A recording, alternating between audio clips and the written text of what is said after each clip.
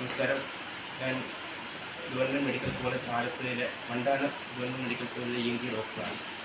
ഇന്ന് രാവിലെ 62 വയസ്സുകാരൻ അദ്ദേഹം തൊണ്ടയിൽ ഇറച്ചിയുടെ കഷ്ണം കുടുങ്ങിയിട്ട് ഹോസ്പിറ്റലിൽ വരികയുണ്ട്. ഏകദേശം 4 ദിവസം മുമ്പ് തൊണ്ടയിൽ ഇറച്ചി കഷ്ണം കുടുങ്ങിയതാണ്. 4 ദിവസം മുമ്പാണ് തൊണ്ടയിൽ ഇറച്ചി കഷ്ണം കുടുങ്ങിയത്. എന്നിട്ട് ഇന്ന് രാവിലെയാണ് ഹോസ്പിറ്റലിൽ എത്തിയത്. കൂടെ അദ്ദേഹത്തിൻ്റെ കൂടെ ആരുമില്ലായിരുന്നു.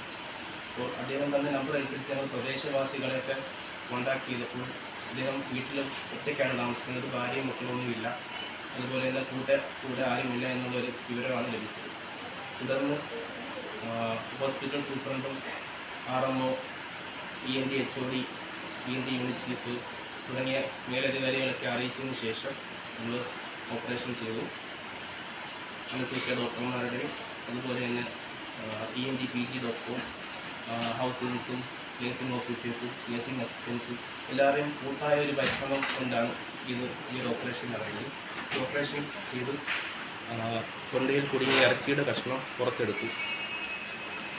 ഏകദേശം സ്വകാര്യ ആശുപത്രിയിൽ 60,000 മുതൽ 80,000 രൂപ വരെ ചിലവാകുന്ന ഒരു ഓപ്പറേഷനിലൂടെ പൂർണ്ണമായും സൗജന്യമായി ഇവിടെ ഉള്ള ഇവിടെ ബ്ലഡ് ടെസ്റ്റുകളും അതുപോലെ തന്നെ CT സ്കാനും ഇത്തരം എല്ലാ പരിശോധനകളും തികച്ചും സൗജന്യമായി ചെയ്ത് പൂർണ്ണമായും സൗജന്യമായിട്ടാണ് ഈ ഓപ്പറേഷൻ ചെയ്തു കൊടുത്തത്.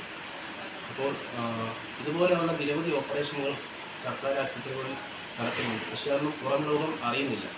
അതുകൊണ്ടാണ് ഞാൻ ഒരു വീഡിയോ ചെയ്തത്.